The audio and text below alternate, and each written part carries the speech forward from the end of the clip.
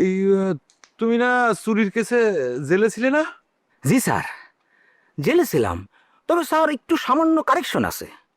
কেসটা চুরির না, ডাকাতির ছিল।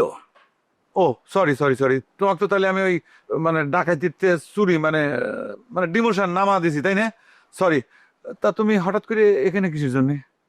স্যার, আপনার একজন বডিগার্ড দরকার। তা আপনার বন্ধু টুকুন ভাই আমাকে নিয়োগ দিয়ে আপনার কাছে প্রেরণ করেছে। আজকে থেকে আপনার বডি রক্ষের দায়িত্ব আমার। বডিগার্ড বাদশাহ রিপোর্টিং স্যার। আচ্ছা ঠিক আছে। তা তুমি এখানে আসবে, আসার আগে একটা মানে ফোন টোন দিয়ে আসবে না? আমি তো একটা জরুরি কামে মানে বাইরে যাচ্ছিলাম। কল দিবার চাইছিলাম স্যার, বাইরে হয়ে দেখি আমার মোবাইলে আপনার নাম্বার নাই। এরপর টুকুন ভাই যে ফোন দিয়ে আপনার নাম্বারটা নেব, কল দিবার যায় দেখি মোবাইলে টেকাও নাই।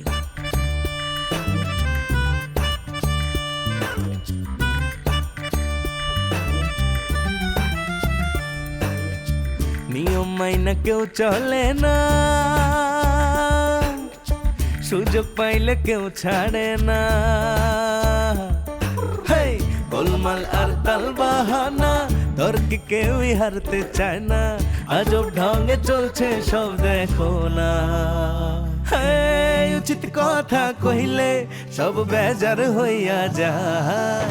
কেউ জানে না কার মন কি চায়। দ্বন্দ্ব লাগলে হিটলার হইয়া যায়। কেউ জানে না কার মন কি চায়। দ্বন্দ্ব লাগলে হিটলার হইয়া যায়।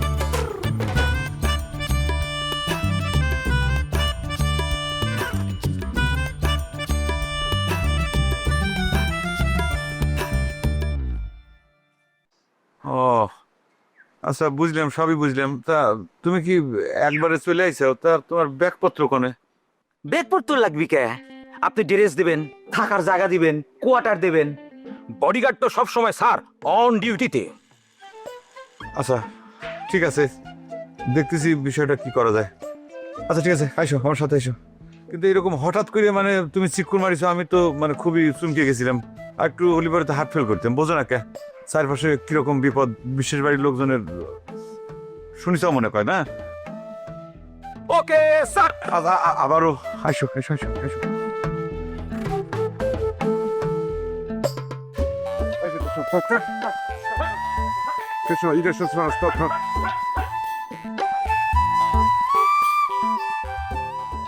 মধুমালতী ডাকে আয়, হলো ফাগুনের এ খেলায়।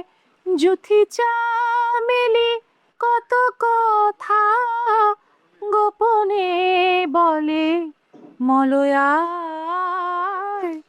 মধুমালতী ডাকে আয়।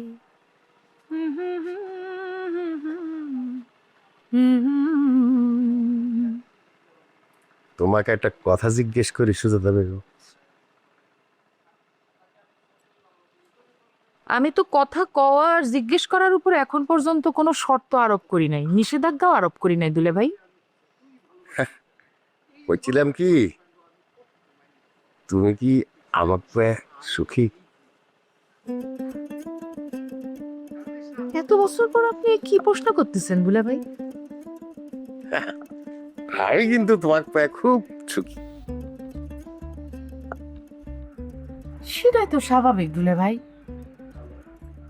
আপনার মতো এমন একজন বুড়ে মানুষ আমার মতো এরম একজন সুন্দরী কোসি ইয়ং বউ পাইলে সুখী হবি, সেটা তো সকলেই বুঝে নাকি? যতই তুমি আমাকে বুড়ি বুড়িয়ে কও, আমার মনটা কিন্তু বুঝে না, এখনো সবুজ। আজকের দিনটার কথা কি তোমার মনে আছে সুজাতা বেগম? মনে আছে, আজকের দিনে আপনি আমাকে বিয়ে করেছিলেন। বিয়েটা কি খালি আমি করেছিলাম, তুমি করো নাই? দুলা ভাই, সত্যি কথা কলি পারে আপনি হিট খাবেন না। আপনি আমাকে বিয়ে করেছিলেন, আমি কিন্তু আপনাকে বিয়ে করি না। আমার জোর করে বিয়ে দেওয়া হয়েছে। যাই হোক, আজকে যেহেতু আমার ম্যারেজ ডে, তো তুমি রেডি হয়ে নাও। রেডি হবো কিসের জন্য? কনে যাবে? সাওয়াল মিয়ারা খুব আশা করিছে আজকের দিনটায় তোমাক হোন্ডার পিছনে বসা একটু ঘুরবো,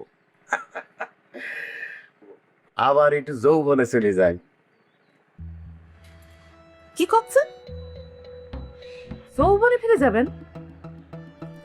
আমি তো এখন পর্যন্ত যৌবনেই আছি।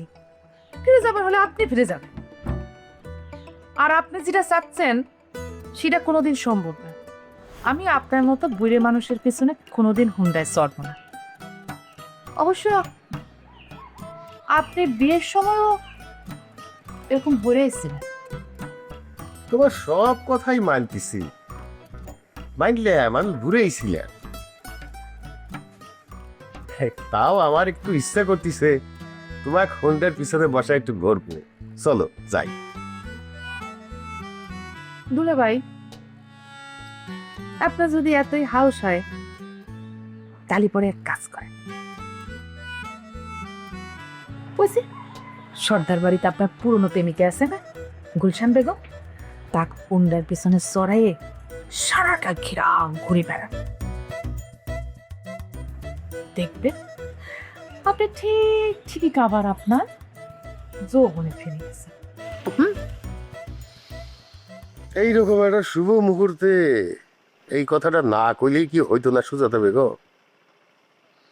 ওরে শাহজাদা রে, আমার জীবনটা তুই ধ্বংস করে দিলি রে ভাই।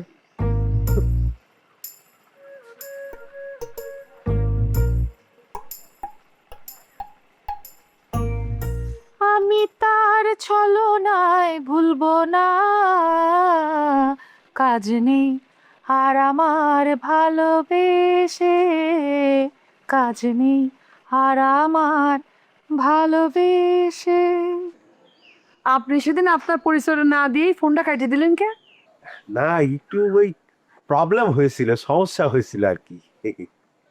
আচ্ছা ঠিক আছে, তাহলে পরে এখন বলেন, এখন আপনার পরিচয়টা দিন। আপনার নাম কি, আপনি কি করেন, আপনার বাড়ি কোন জায়গা, বাড়ি কিডা কিডা আছে, এইসব আর কি। করছিলাম যে পরিচয়টা তো গোপন থাকাই ভালো। তুমি আমার বন্ধু, আমি তোমার বন্ধু। খালি এইটুকুই মনে রেখো যে আমি একটা নির্যাতিত নিপীড়িত মানুষ। সেটা তো বুঝতে পারিছি আপনি একজন দুঃখী মানুষ, কিন্তু বন্ধুত্ব করবার গেলে তো পরিচয় খান দরকার হয়। আচ্ছা ঠিক আছে, আপনি যেহেতু পরিচয় দিতেই চাচ্ছেন না, দরকার নেই, আমি আবার জোর জবরদস্তি করতে চাই না। শুধু একটা কথা কন, বিশ্বাস বাড়ির সাথে আপনার শত্রুতা কি? আর বিশ্বাস বাড়ির সাইনবোর্ড খান কি আপনিই পাল্টাইছেন?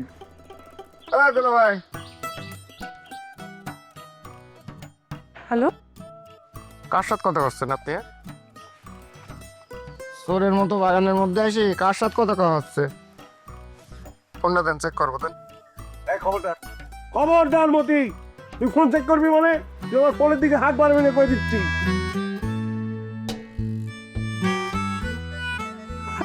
হ্যালো মতি, দুলাভাই করছে মতি, তারপরে এটা কি জহির খা?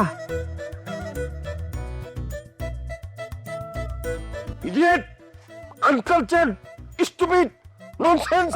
খবরদার আমার সাথে ইংরেজি ফুটাবেন না, জাগন বাংলায় কন। বাংলায় করছি, অভদ্র কোলাকার। হ্যাঁ এবার ঠিক আছে, আগান। আচ্ছা, তোর সমস্যা কি? আমি যখনই বাগানে কথা কবে আসি তুই আমাকে এসে ডিস্টার্ব দিস কিসের জন্য? এই দুলাভাই এত উত্তেজনা হবেন না তো, চোরের মার বড় গলা তাই না? সার দিয়ে মাছ ঢাকবির যাচ্ছেন, মনে করেছেন জোরে জোরে কলাই চিল্লালি আমি একেবারে ভয়ে কাছে মাছ হয়ে যাবো না, এত সহজ না। দেন ফোন দেন, কার সাথে কথা করছে? তুই কিন্তু সীমা লঙ্ঘন করে ফেলাইছু। আমি কার সাথে কথা কব না কব সেটা আমার ব্যক্তিগত ব্যাপার। তুই গোয়েন্দাগিরি করিস? যদি মনে করেন তালি পারে তাই। সেদিন ঘরের মধ্যে কথা করতে যে একবার ধরা পড়েছিলেন মনে নেই? এখন সেই জন্যই আগানে বাগানে এসে কথা কওয়া হচ্ছে তাই না? সেদিনও কিন্তু একবার খেয়াল করেছিলাম আমি। সময় বদলে যায়, কিন্তু আভিজাত্যের মানে একই থেকে যায়। স্মরণের ছোঁয়ায় তোমার উপমায় বদলে দিলে যে আমার স্যান্ডেলিনা সো রূপচর্চায় আভিজাত্য। ভাষা সংযত করে কথা কইস। আমার যেখানে ভাল লাগবে আমি সেখানে বসে কথা কব, ইচ্ছা হলে যার সাথে তার সাথে কথা কব। তোর কি বোনের গোয়েন্দাগিরি করিস তাই না? তোর বোন তো আমাকে সাসপেন্ড করে দিয়েছে, আর কি করবি হে? দুলাভাই এত সাহস দেখানো কিন্তু ভালো না, বেশি সাহস হয়ে যাচ্ছে না? হ্যাঁ, আমাকে আজ দেখতেই হবে আপনি কার সাথে ফোনে কথা কন। ফোন কেন দেন করছি। খবরদার মতি, খারাপ হয়ে যাবে কিন্তু। তোকে আমি ভালো সাওয়াল মনে করেছিলাম, আমার প্রাইভেট জিনিস নিয়ে তুই কিন্তু বাড়াবাড়ি করিস নে। আমার একটা ব্যক্তি স্বাধীনতা আছে, বুঝতে পারিস? ব্যক্তি স্বাধীনতার নামে আপনি 2 নম্বরই করবেন, আর সেটা আমি মানি নেবো, তাই না? ফোন দেন করছি, এই ফোন দেন করছি। আমি ফোন আপনি দিয়াই হাইরে দে ফোন, আমি করছি ফোন। হাইরে দে ফোন, ছাড়েন দুলা ভাই। মতি তুই কিন্তু আমারে করতেছিস। মতি ফোন দেন, ফোন দেন, ফোন মতি ভাই। আল্লাহ আল্লাহ, আদুলা ভাই কি আছে? আদুলা ভাই টাকা ফোন না কিছু জন্য কথা কন। আদুলা ভাই ফোন দিচ্ছি না, এটা ফোন থাকলো আমি হাত দেবো না। ওটা আদুলা ভাই, মাটি গেলে আপা মারবি না আমার। আদুলা ভাই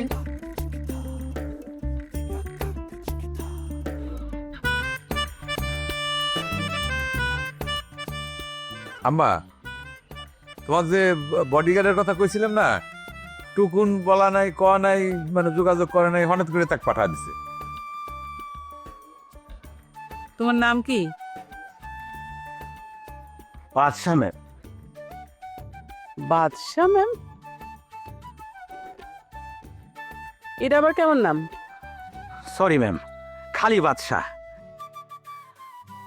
ম্যাম বলে সম্বোধন করেছি। আমার বস যারা পুংলিঙ্গের তাদের সবাইকে স্যার, আর যারা স্ত্রীলিঙ্গের তাদের সবাইকে ম্যাম বলে সম্বোধন করব। এটাই চাকরির ডেকোরাম। বুঝলাম ডেকোরিয়াম চাকরির, কিন্তু বাদশা করিতে হবি না। তো পুরো নাম কি কদিনই ভাই? সরি স্যার, আসল নাম তো বলা যাবে না স্যার। আমার আসল নাম শুধুমাত্র গোলাপ স্যারের কাছে যে কাগজপত্র জমা দেওয়া থাকবি সেইখানেই লাগা থাকবে, আর সবাই আমাকে বাদশা নামেই চিনবে। আর এটাই বডিগার্ড চাকরির গুমর। তা বাদশা, তুমি এত নিয়ম কানুন ডেকোরাম জানো, তুমি কি ট্রেনিং নিছিলে? জি স্যার, প্রাথমিক টুনিং টুকুন ভাই দিয়ে দিছে, আর বাকিটা আমার জীবনের অভিজ্ঞতা। তুমি কনে চাকরি করতে? ম্যাম, এটাই আমার প্রথম চাকরি। তাহলে যে অভিজ্ঞতা কথা বলে? ম্যাম, অভিজ্ঞতা আমার সারা জীবনের অর্জন। খুলে বলি, বর্ণাঢ্য জীবন আমার। এক জীবনে কত যে মারামারি করছি, মাথা ফাটাইছি, নিজের মাথা ফাটা মারামারি অবস্থায়, অজ্ঞান অবস্থায় বহুবার হাসপাতালে ভর্তি হওয়ার অভিজ্ঞতা আছে।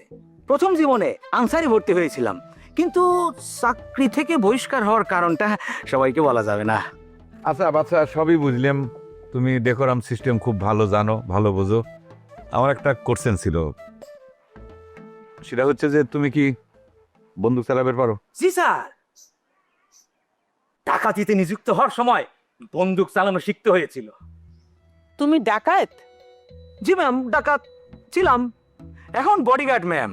কোনো ভয় নাই ম্যাম, আমি জীবনে কোনো দিন বেইমানি করি নাই, করবও না। আপনি খালি অর্ডার দেবেন কাক মারা লাগবে, জিজ্ঞেসও করবো না, হিট হয়ে যাবে। 1 মাস ট্রায়াল দিয়ে দেখেন, যদি কাজ ভালো লাগে পার্মানেন্ট করবেন, বেতন ভাতা নিয়ে ভাবতে হবে না। বুঝলাম, একটা বিষয় বুঝলাম না, কিসের ট্রেনিং করলে তুমি? ম্যাডাম কা শিখলা, কিন্তু ম্যাডাম তো এটা দিতে হয়, এটা শিখুনি। সরি ম্যাম, বডিগার্ড বাদশা রিপোর্টিং না।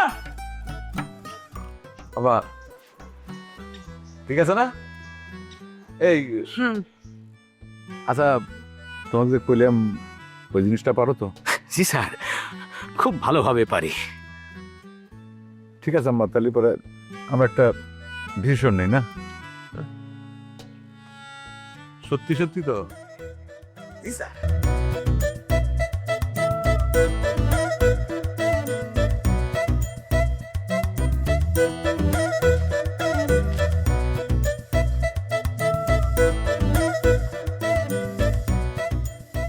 দাদাজান, তোমার সাথে আমার কিছু জরুরি কথা ছিল।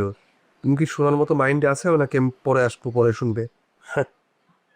আর মাইন্ড রে ভাই, আমার মাইন্ডের চাইতে ভালো আর কোনোদিন হবি না রে।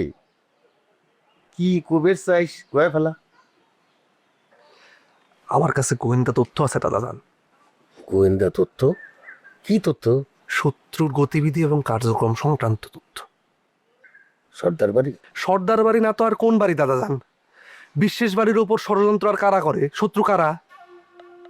কি গোয়েন্দা তথ্য পাইছো? কি ধরনের ষড়যন্ত্র করতেছে তারা? সর্দার বাড়ি গোপনে অস্ত্র এবং সোলজার সংগ্রহ করতেছে। কি করছো এসব? অস্ত্র সোলজার কোনে পাবে? ফালতু কথা। ফালতু কথা না দাদাজান। সোলজার বলতে তো আমি সৈন্য বুঝাচ্ছি না। সোলজার বলতে আমি বুঝাচ্ছি অস্ত্রের সাথে যে লোকবল আসবি তারা, বডিগার্ড নিয়োগ দিচ্ছে তারা, সাথে বন্দুকও। বন্দুকের কথা তো কবে থেকে শুনতেছি, সেই গোলাপের বাপের আমল থেকেই শুনতেছি বন্দুক নিয়ে আসবি, দোনালা বন্দুক নিয়ে আসবি। তাই বডিগার্ডের কথা প্রথম শুনলাম।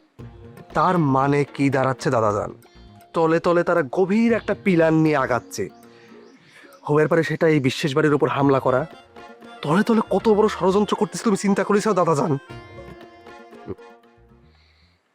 খালি কি সর্দার বাড়ি ষড়যন্ত্র করতেছে রে রাজ? ঘরের মধ্যেও তো ষড়যন্ত্র হচ্ছে। তোর ফুফাতো ভাই শাহজাদা, সে তো আমার বিরুদ্ধে অপপ্রচার করতেছে, আমার চরিত্র হনন করছে। সে কথা তো সে আমার কাছেও কইছে দাদাজান। আমি অবশ্য সাথে সাথেই তাকে নট আউট করে দিছি। আমি তাকে কইছি যে আমার দাদাজানের ঘরে এরকম সুন্দরী একজন ইয়ং বউ থাকতি, সে কিসের জন্য ওরকম একজন মানে বিভৎস চেহারার একজন বুড়ি মহিলার সাথে প্রেম ভালোবাসা করবি? তুমি কোনো চিন্তা করো না দাদাজান। চিন্তা তো করিবার চাই না রে রাজ। সে তো তোর দাদির কাছে ওই কথা লাগাইছে। তোর দাদি এটা নিয়ে আমার সাথে খুব অশান্তি করতেছে। তুই একটু শাহজাদা বুঝায় করে ভাই, তাকে একটু শান্ত কর। এ নিয়ে তুমি কোনো টেনশন করো না দাদাজান। আমি শাহজাদার সাথে কথা কব না, কিন্তু তোমার কাছে যে আমি গোয়েন্দার তথ্যটা দিলাম সেটা নিয়ে তুমি একটু সিনিয়র লেভেলে আলোচনা করো। আর যাই হোক, আমাদের তো সতর্ক থাকা লাগবে। শত্রুপক্ষে এত হালকাভাবে নিলে চলবি না দাদাজান। আর তুমি এখানে বাইরে বসে কি করতে চাও? চলো ঘরের মধ্যে চলো, একা একা বসে রয়েছো। চল দেখি সিনিয়র লেভেলের কারা কারা আছে তাকে ডাকছে। আরে বিটি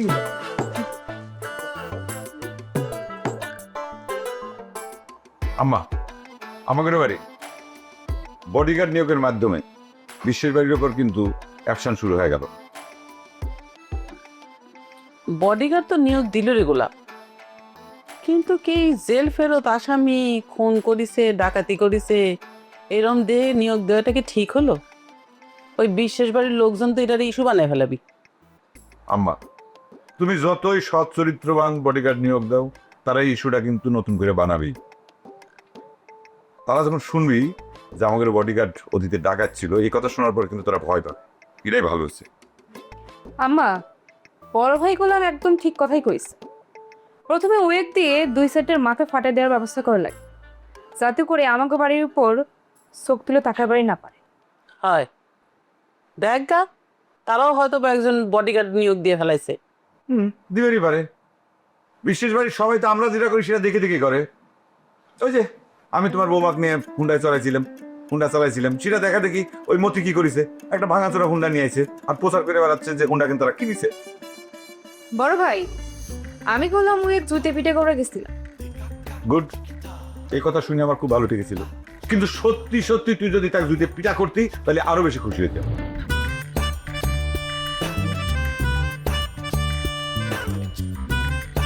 উচিত শিক্ষা দিয়ে তারপরে হাতে আমি ঘড়ি নেবো। আম্মা, তোমার মামা যদি এ ধরনের অন্যায় করে থাকে তার ব্যবস্থা তো আমি অবশ্যই দেবো। জহির এই বাড়ির বড় জামাই, তার প্রাপ্য সম্মান দেওয়াই লাগবে। ও ছোট বড় মানে না।